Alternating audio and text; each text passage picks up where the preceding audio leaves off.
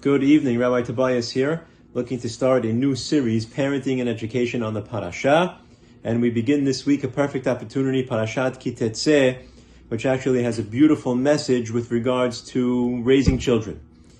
The Torah, Parasha, writes in Perek Kaf Aleph Pasuk Yurchet, Ki yiyeh leish ben sorer moreh, heneno shomea b'kol aviv v'b'kol immo, v'yisiru oto v'lo yishmar alehem.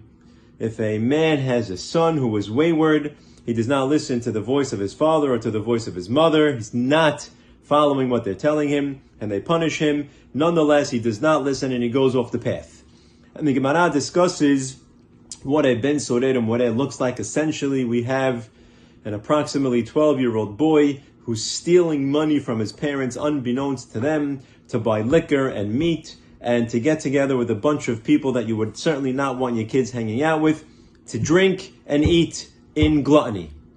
And as much as they consequence him, and as much as they tell him not to do so, and as much as they try to change him, he does not listen. And eventually, the Torah says, he is taken to the Bet Din and he's killed.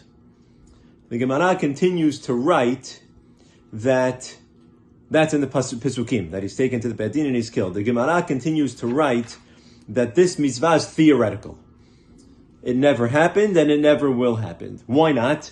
Because there are so many specific criteria that have to fall into place in order to be able to carry out ben sorer moreh. And one of those is based on the pasuk that we read, from which we learn an incredible lesson. The pasuk says, "Heneno shomea b'kol aviv v'b'kol immo." And this child does not listen to the voice of his father or to the voice of his mother. So the question is asked, there's a redundancy in the pasuk. It should just say, "Heneno shomea b'kol aviv ve'imo." He does not listen to the voice of his father or his mother. He's not listening to his parents.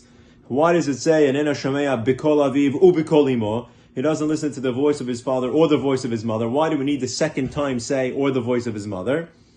And the Gemara from there learns that the parents have to sound exactly the same. Not only do they have to sound exactly the same, the Gemara says they have to look the same and they have to be the same height. And if they don't sound the same, look the same, and are of the same height, then you cannot carry out ben sorer moreh. That's one of the criteria which essentially precludes us from carrying out this mitzvah. Very strange. What message can I learn from the fact that the Gemara says that they have to sound the same, look the same, and be of the same height, which essentially is impossible, because by nature, men and women don't sound the same, don't look the same, and are not the same height? The Mefarshim comment eloquently and say, what the pasuk is essentially teaching you, that the Gemara is expounding on, is that mom and dad have to be on the same page. And they have to be giving the same message over to their children. When there are mixed messages, when dad is saying one thing and mom is saying something else, when dad is going in one direction and mom is going in another direction, that breeds confusion. And when there is confusion, children look to other resources, other things, other people to fill in the gap that they are looking to get from their parents that they are not getting, because there is a space in between mom and dad that they can't figure out how to navigate. Parents have to be on the same page. Our children need structure. They need adults in their life, and they need adults who are consistent, who are portraying the same message, who understand the needs of the child, who are talking to each other, and are portraying the same values, beliefs, and ideals, so that the children can get them in a clear fashion. There will always be arguments and there will always be disagreements between parents. It's part of marriage. It should happen behind closed doors, not in the earshot of kids. When you're in front of them, everybody's on the same page.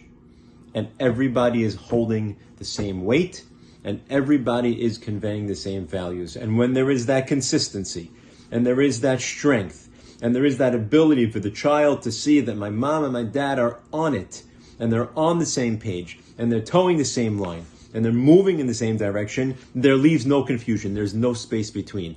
And that allows us to raise confident, compassionate, and strong children who have a strong sense of identity. They know who they are because their parents, mom and dad both told them exactly what they stand for.